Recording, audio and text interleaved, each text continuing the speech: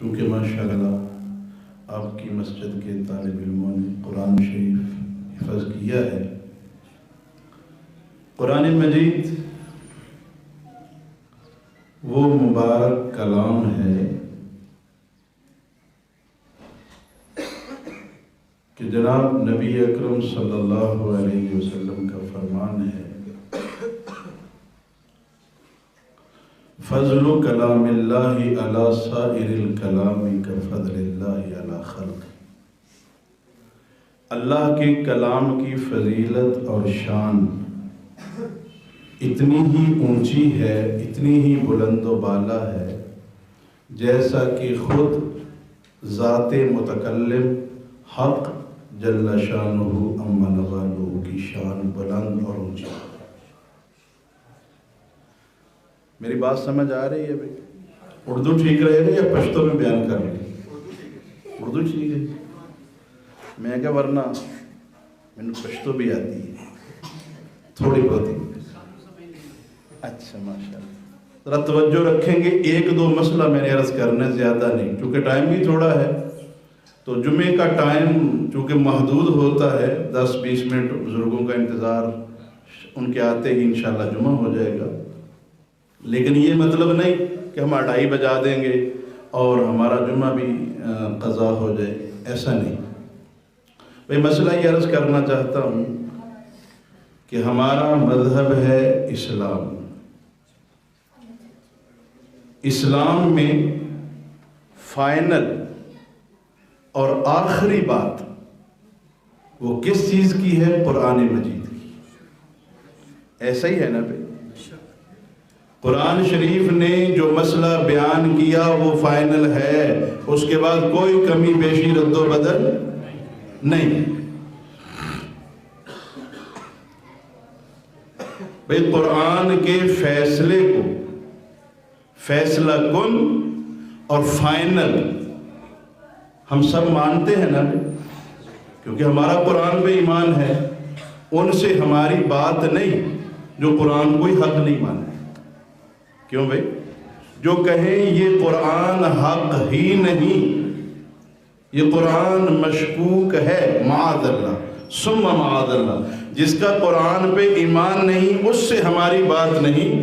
جس کا قرآن پہ ایمان ہے وہ یہ ایمان رکھتا ہے جو مسئلہ قرآن نے جیسے بتا دیا وہ فائنل ہے، اس کے بعد کوئی رد و بدل، کوئی گنجائش نہیں۔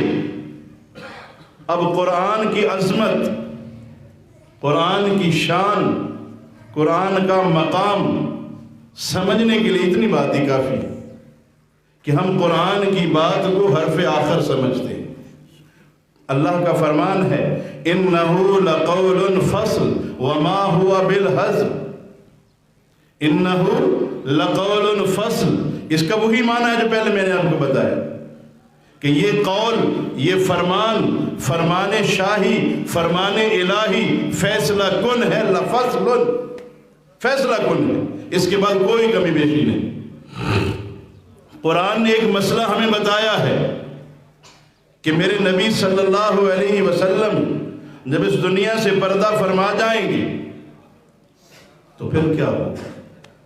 پھر کون ہوگا جو نبی کے منبر، نبی کے مصلی کا وارث بنے گا؟ باتیں بہت کی جاتی ہیں لیکن میں موٹی موٹی سی بات تاکہ ذہن میں آ جائے، اور قرآن کی بات جس کے بعد کسی قسم کی لیت و لعل کی گنجائش نہیں ہے۔ قرآن نے کہا اولئک الذین انعم اللہ علیہم من النبیین والصدیقین والشہداء والصالحین۔ یہ نبی اللہ کے قرآن کا فیصلہ ہے کہ اگر تم یہ مسئلہ سمجھنا چاہتے ہو نبی کے بعد خلیفہ کون ہے، نبی کے بعد منبر کا خطیب کون ہے، نبی کے بعد نبی کے مصلی کا وارث کون ہے، ادھر ادھر نہیں جانے کی ضرورت، ادھر ادھر جانے کی ضرورت نہیں۔ قرآن پڑھ لو، انعم اللہ علیہم من النبیین والصدیقین، یہ یاد کر لو بھائی، من النبیین، آگے بولو، والصدیقین، یہ قرآن کا لفظ ہے۔ انعم اللہ علیہم من النبیین، اللہ نے انعام کیا ہے ان پر، کون؟ نبیین، نبیوں پر، والصدیقین، نبیوں کے بعد کن کا نام ہے؟ فیصلہ ہوا کہ نہیں؟ ہمیشہ بات ذہن میں رکھیے، اگر کوئی یہ اصل میں بیٹھکوں میں، چوکوں میں، دکانوں پہ جو فارغ لوگ ہوتے ہیں نا، گپ شپ لگتی ہے، وہاں پھر اہل باطل، وہاں پھر بدبخت سادہ مسلمانوں کو لا علم سمجھ کے انہوں کیڑا پتہ ہے، وہ پھر ایمان پہ ڈاکہ ڈالتے ہیں۔ قرآن ایمان کی حفاظت کرتا ہے، نہ تمہیں یاد رکھنا ہوگا، انعم اللہ علیہم من النبیین والصدیقین، یہ قرآن کا فیصلہ ہے، یہ قرآن کا فیصلہ ہے۔ کیا قرآن کے فیصلے میں رد و بدل کی کوئی گنجائش ہے؟ جب قرآن نے نبیین کے بعد صدیقین کا نام لیا ہے، ہم کیسے کہیں کہ نبی کے بعد کسی اور کا نمبر ہے؟ اب آ جائیے، قرآن اپنی مرضی سے نہیں، قرآن اپنی مرضی سے نہیں، پڑھنا قرآن، مانا کرنا اپنی مرضی کا، یہ بالکل درست نہیں۔ قرآن کس پہ نازل ہوا بتائیے ذرا؟ حضرت محمد مصطفیٰ صلی اللہ علیہ وسلم، ہمارے آقا و مولا، قرآن ان پہ نازل ہوا ہے۔ مانا لفظ قرآن کے ہوں گے، مانا پیارے آقا کا ہوگا کہ نہیں ہوگا بھائی؟ پڑھنا قرآن، مانا اپنا کرنا بالکل بھی درست نہیں ہے۔ اللہ کا قرآن پڑھیے، دلیل قرآن سے دیجئے، لیکن مانا وہ کیجئے جو اللہ کے پیارے پیغمبر صلی اللہ علیہ وسلم نے کیا۔ حضور پہاڑ پہ کھڑے ہیں، پہاڑ محبت میں جھومنے لگا، ہلنے لگا، پیارے آقا نے پاؤں زور سے مارا اور حکم دیا، اسکن یا سبیر، اے پہاڑ سبیر۔ یہ پہاڑ کا نام ہے، جیسے جبل احد، جبل نور وغیرہ وغیرہ، ایسے سبیر پہاڑ، جبل سبیر۔ حضور نے فرمایا اسکن یا سبیر، اے سبیر پہاڑ رک جا، فَإِنَّ عَلَيْكَ نَبِيٌّ وَصِدِّيقٌ وَشَهِيدَانِ، تجھے معلوم نہیں ہے، فَإِنَّ عَلَيْكَ نَبِيٌّ، بولیے وَصِدِّيقٌ، فَإِنَّ عَلَيْكَ نَبِيٌّ وَصِدِّيقٌ، نبی فرما رہے ہیں تو نبیٌ کے بعد صدیقٌ وشہیدان بعد میں آیا ہے۔ حضرت عمر شہید ہیں، حضرت عثمان شہید ہیں، حضرت علی شہید ہیں، حضرت حسین شہید ہیں۔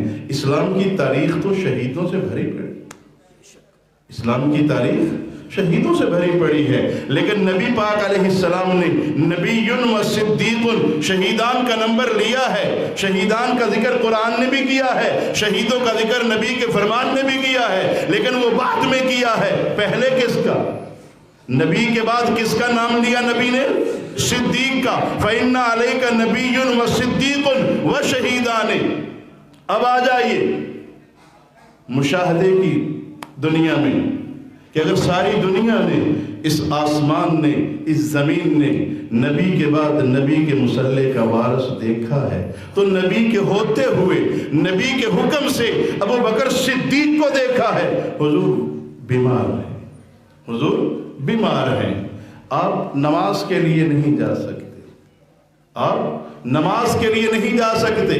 آپ کے علم میں ہے کہ حضور نے جو آخری نماز مسجد میں جا کے بعد جماعت ادا کی ہے، وہ خود چل کے جا کے نہیں، دو بندوں کے سہارے سے، ایک طرف حضرت عباس ہے تو دوسری طرف حضرت علی المرتضیٰ ہیں، دو صحابہ کے کندھوں پہ ہاتھ رکھ کے اس سے سہارا لے کر حضور تشریف لے گئے ہیں۔ حدیث بیان کر رہی ہے حضور تشریف لے گئے اور حالت یہ تھی کہ آپ پاؤں اٹھا کے آگے رکھ بھی نہیں سکتے، اتنی سخت بیماری اور یہ حالت اور یہ کمزوری کہ آپ پاؤں اٹھا کے آگے رکھنے کی طاقت بھی نہیں رکھ رہے۔ حدیث کے الفاظ ہیں جدھر سے حضور گزر رہے ہیں پاؤں کی انگلیوں سے ادھر 7 لکیر کھینچی چلی جا رہی۔ مسلمانوں، آج ہم بھی اپنے آپ کو مسلمان کہتے ہیں، محب رسول کہتے ہیں، عاشق رسول کہتے ہیں۔ ہمارے نبی کا تو یہ حال تھا کہ جب قدم اٹھا کے آگے رکھنے کی طاقت نہیں تھی، پھر بھی مسجد میں جا کے بعد جماعت نماز ادا فرمائے۔ یہ کیسا عشق ہے، یہ کیسی محبت ہے کہ جو نبی اس بیماری کی حالت میں، اس بڑھاپے اور کمزوری کی حالت میں بھی مسجد میں جانے کو ضروری سمجھتے ہیں، جماعت سے نماز پڑھنا ضروری سمجھتے ہیں. اور ہمیں تو اللہ نے صحت بھی دی ہے، پاؤں بھی ٹھیک ہیں، طاقت اور ہمت بھی ہوتی ہے، پھر بھی مسجد میں جا کے با جماعت نماز ادا کرنا تو بڑی دور کی بات ہے. ہم تو اپنی جگہ پہ بھی نماز نہیں پڑھ رہے. یہ راستے جدا جدا ہیں. نبی کا راستہ نماز پڑھنے کا ہے اور ہمارا راستہ عمل بے نمازی ہونا. نبی تو مسجد میں جا کے نماز پڑھ رہے ہیں، ہم مسجد میں جانے کو جی میرے پاس ٹائم نہیں ہے، نہیں، یہ لائن الگ ہو گئی. اور یاد رکھیے ہمارا ایمان ہے، ہمارے آقا کے کائنات میں تشریف لانے کے بعد اگر جنت کو کوئی راستہ جاتا ہے تو وہ صرف ایک راستہ ہے، اور اس راستے کا نام راہ محمد مصطفیٰ صلی اللہ علیہ وسلم. کوئی دوسرا راستہ نہیں. قیامت کی صبح تک یہ فیصلہ ہو چکا ہے، قیامت کی صبح تک جنت میں جانے کے لیے صرف ایک راستہ ہے اور وہ راہ محمدی ہے. اور آپ صلی اللہ علیہ وسلم کا عمل یہ تھا. آپ صلی اللہ علیہ وسلم نے آخری نماز یوں پڑھی. آپ بیمار تھے، 17 نمازیں آپ کی زندگی میں ابو بکر صدیق رضی اللہ عنہ نے پڑھائی ہیں. خود اپنی رائے سے نہیں، لوگوں کے کہنے سے نہیں، خاندان والوں کے مطالبے سے نہیں، مکے والوں کے کہنے سے نہیں، مدینے والوں کے کہنے سے نہیں مسلمانوں، ابو بکر صدیق نے نبی کا مصلی سنبھالا ہے، نبی کے دنیا میں ہوتے ہوئے سنبھالا ہے، نبی کے حکم سے سنبھالا ہے. اور ایک اور عجیب بات کہ نبی کے بعد حق تو علی کا تھا. نبی کے بعد حق تو علی کا تھا. یہ زبردستی کی گئی، یہ مجبور کیا گیا، غصب کیا گیا. میں آپ سے پوچھتا ہوں، کربلا میں اہل بیت قربان ہوئے کیوں؟ اپنے حق کے لیے، اسلام کی سربلندی کے لیے، اپنے خاندان کی عزت اور حق حاصل کرنے کے لیے. ارے چند سال بعد کربلا میں قربان ہونا، خاندان مٹا دینا، اس کی تو ان میں جرت تھی. ارے جس علی کا خون تھے وہ علی کے کیوں نہیں اٹھے؟ وہ علی اپنے حق کے لیے کیوں نہیں اٹھے؟ اگر ان کا حق تھا وہ کیوں خاموش رہے؟ انہوں نے ابو بکر کے ہاتھ پہ بیعت کیوں کی؟ انہوں نے ابو بکر کے پیچھے کھڑے ہو کے نمازیں کیوں ادا کی؟ چلو جی علی کی بات سے آگے بڑھ جائیے. حسن و حسین بھی تھے جو کربلا میں قربان ہوئے ہیں. حسین رضی اللہ عنہ وہ بھی تھے. پورا خانوادہ اہل بیت موجود تھا، لیکن کسی ایک نے بھی یہ آواز اٹھائی ہو، اور صرف ابو بکر سے نہیں، عمر سے، عثمان سے. وہ تو سارے فوراً بیعت کرنے والے تھے، ابو بکر عمر عثمان کی. سب سے بڑی بات جب قرآن نے فیصلہ کر دیا ہے انعم اللہ علیہم من النبیین والصدیقین، پھر شک کس بات کا؟ جب حضور نے فیصلہ کر دیا فإن علیک نبی وصدیق کہ نبی اور صدیق ایک ساتھ ملے ہوئے ہیں. ارے نہیں، الفاظ کی آپ کو سمجھ آئے نہ آئے اللہ جانتا ہے.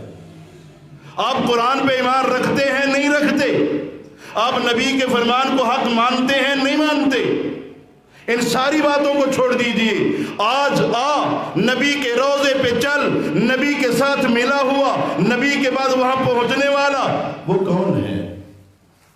نبی کے ساتھ ملا ہوا آج بھی تجھے نظر آئے گا تو ابو بکر صدیق آئے گا کہ نبی ہیں تو صدیق ہیں، نبی ہیں تو ساتھ ہی صدیق ہیں. نبی اور صدیق کے درمیان نہ قرآن نے فیصلہ کیا ہے، نہ حضور نے فیصلہ کیا ہے. نبی اور صدیق کے درمیان نہ نبی کے مزار میں کوئی فیصلہ ہے، کوئی فاصلہ نہیں، کوئی جدائی نہیں، ساتھ ہیں.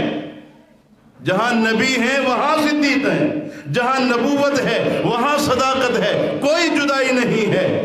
ارے اللہ کے بندے، اگر اپنی آخرت کا کچھ فکر ہے تو ہمارے حضور کا فرمان سن. حضور نے فرمایا انت صاحبی انت صاحبی فی الغار وانت صاحبی علی الحوض، ابو بکر تو میرا غار کا بھی ساتھی ہے اور حوض کوثر کا بھی ساتھی ہے۔ یہاں نہیں مانتا نہ مان، روضہ رسول پہ نہیں جاتا نہ جا، آخر حوض کوثر پہ تو جانا ہی پڑے گا نا، وہاں سے گزر کے تو آگے جانا ہی پڑے گا، کوئی نہیں بچ سکتا، کوئی نہیں ڈر سکتا، کوئی نہیں چھپ سکتا، وہاں نبی کے ساتھ صدیق بھی موجود ہوں گے۔ تو وہ نظریات، وہ خیالات، وہ باتیں جو اللہ کو پسند ہوں، نبی کو پسند ہوں اور صحابہ اکرام رضی اللہ عنہ۔ ابو بکر صدیق تو صدیق اکبر ہے نا، ہمارا تو ایمان ہے نبی کا کوئی بھی صحابی ہو، نبی کا کوئی بھی صحابی ہو، قرآن نے فیصلہ دے دیا ہے رضی اللہ عنہم، کسی نبی کے صحابی پر زبان نہ کھولنا، رضی اللہ عنہم، ان سے اللہ راضی ہو گیا ہے، اور یہ فیصلے اسی کے ہیں جس سے وہ راضی ہوتا ہے، اس سے ساری دنیا بھی ناراض ہو جائے تو کچھ نہیں بگڑتا، اور جس سے وہ ناراض ہو گیا ساری دنیا بھی حمایت کر دے، ساری دنیا میں ووٹ ڈال دے، جس سے وہ ناراض ہے وہ کبھی نہیں بچ سکتا۔ اصل مسئلہ بارگاہ خداوندی کا ہے، جس سے وہ راضی اس کا کام بن گیا، جس سے وہ ناراض اس کا کوئی ٹھکانہ نہیں۔ تو صحابہ وہ ہیں جن کے لیے، ہر صحابی کے لیے، اور قرآن نے لفظ بولا وَكُلًّا وَعَدَ اللَّهُ الْحُسْنَى، لوگوں ابو بکر، عمر، عثمان، علی، طلحہ، زبیر، عشرہ مبشرہ، سارے صحابہ، کسی صحابی کے درمیان کوئی فرق نہ کرنا، میں رب کا قرآن پڑھ رہا ہوں، وَكُلًّا، وہ سب کے سب، وہ کل بٹا کل، لفظ تو عربی کا ہے، لفظ تو قرآن کا ہے، ترجمہ نہیں پڑھا نہ صحیح۔ وَكُلًّا پنجابی میں بھی استعمال ہوتا ہے، اردو میں بھی چلتا ہے، وَكُلًّا، وہ سب کے سب، وعد اللہ، اللہ نے وعدہ کر لیا ان سے الحسنہ، جنت کا۔ نبی کے صحابہ سب کے سب جنتی ہیں، تو ابو بکر تو ان کے امام ہیں، جو ساری جماعت جنتی ہو، قرآن اس کا گواہ ہو، اور ان کے امام اور سردار کا کیا کہنا۔ اور یہ سارا مقام ملا کیسے؟ یہ سارا مقام ملا کیسے؟ ہر صحابی کا عمل تھا کہ نبی کے اشارے پہ قربان ہو جانا، نبی کے اشارے پہ قربان ہو جانا، یہ ان کا عمل تھا۔ اور ہمارا عمل، نبی کہہ رہے ہیں نماز پڑھو، ہم نہیں پڑھتے، نبی کہہ رہے ہیں جھوٹ نہ بولو، ہم نہیں باز آتے، نبی فرما رہے ہیں ملاوٹ نہ کرو، ہم کہتے ہیں گزارا نہیں ہے، نبی فرما رہے ہیں خیانت نہ کرو، ہم کہتے ہیں یہ بہت بڑی ذمہ داری ہے، نبی فرما رہے ہیں دین میں کامیابی ہے، میری اطاعت میرے راستے میں کامیابی ہے، ہم کہتے ہیں یہ بہت مشکل کام ہے جناب۔ ہمارا معاملہ صحابہ سے بالکل الٹ جا رہا ہے۔ نہیں میرے دوستو، ہمارا ایمان مکمل تب ہوگا، ہم اللہ کی بارگاہ میں سرخرو اور کامیاب تب ہوں گے جب صحابہ کے راستے پر چلیں گے۔ صحابہ کا راستہ کچھ جدا نہیں ہے، صحابہ کا راستہ وہی راستہ ہے جو نبی کا راستہ ہے، یہی کامیابی کا راستہ ہے، یہی نجات کا راستہ ہے۔ صحابہ نے یہ راستہ کیسے اپنایا؟ اگر جان دینی پڑی تو نبی کا دامن نہیں چھوڑا، اگر خاندان قربان کرنا پڑا پھر بھی نبی کا دامن نہیں چھوڑا، اگر مال و دولت کاروبار چھوڑنا پڑا نبی کا دامن نہیں چھوڑا۔ ابو بکر صدیق رضی اللہ عنہ، آپ سب جانتے ہیں کہ حضرت ابو بکر صدیق مکے کے رئیس تاجر تھے، نبی کے قدموں میں آئے ہیں، سب کچھ نبی کے قدموں پہ قربان کیا ہے، اور میں نہیں کہتا، نبی خود گواہی دے رہے ہیں، لوگوں جو فائدہ ابو بکر صدیق کے مال نے مجھے دیا ہے کائنات میں کسی کے مال نے وہ فائدہ نہیں دیا، اور میں گواہی دیتا ہوں، میں محمد مصطفیٰ صلی اللہ علیہ وسلم قیامت میں اپنے رب سے ابو بکر کے احسانوں کا بدلہ دلواؤں گا۔ دنیا میں مجھ پر جس نے بھی احسان کیا میں نے سب کے احسانوں کا بدلہ دے دیا، ایک ابو بکر صدیق ہے جس کے احسانوں کا بدلہ میں دنیا میں نہیں دے سکتا۔ میرا اللہ قیامت میں حشر کے میدان میں ابو بکر صدیق کے احسانوں کا بدلہ چکائے گا۔ تو یہ ابو بکر صدیق ہیں۔ ہر صحابی ایک دوسرے سے بڑھ کر اپنے آپ کو اللہ کے نام پہ قربان کرنا، پیش کرنا، صرف نماز کے لیے نہیں، نماز حضور کے زمانے میں ایک مسلمان بھی بے نمازی، ایک مسلمان بھی بے نمازی ثابت نہیں کیا جا سکتا۔ نماز، روزہ، حج، زکوٰۃ، اعمال صالحہ یہ دوسرے نمبر پہ ہیں، پہلے نمبر پہ ایمان ہے، قرآن پہ ایمان، اللہ کی وحدانیت پہ ایمان، حضور کی ختم نبوت پہ ایمان۔ جب قرآن پہ ایمان ہوگا، قرآن سے ہم راستہ پوچھیں گے تو قرآن تو آیا ہی راستہ بتانے کے لیے ہے۔ ذالک الکتاب لا ریب فیہ، یہ کتاب تو بے عیب بے شک کتاب ہے، ھدی للمتقین، راستہ بتانا چاہتی ہے متقین، اور متقین میں سب سے پہلا الذین یؤمنون بالغیب ویقیمون الصلاۃ ومما رزقناہم ینفقون، ایمان لانا، اللہ کے راستے میں خرچ کرنا، ویقیمون الصلاۃ، نماز قائم کرنا، یہ ایمان کی نشانیاں ہیں۔ تو میرے دوستو، اپنے رب سے ایمان اور ایمان کی سلامتی، ایمان اور ایمان کی سلامتی، کیوں؟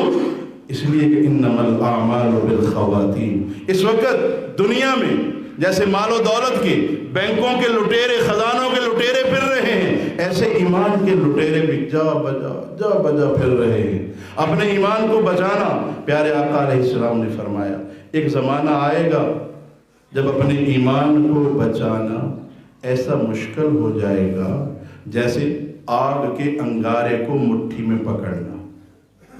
کوئی ہے ایسا جوان مرد بھائی جو آگ کے انگارے کو مٹھی میں پکڑ لے؟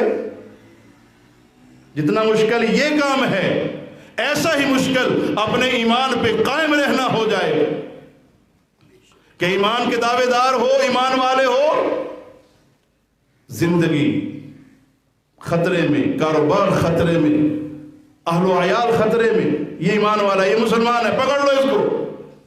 فرمایا ایمان پہ قائم رہنا اتنا مشکل ہوگا جیسے آگ کے انگارے کو پکڑنا مشکل، لیکن اس کے بغیر گزارا بھی نہیں ہوگا، اس کے بغیر گزارا بھی نہیں ہوگا۔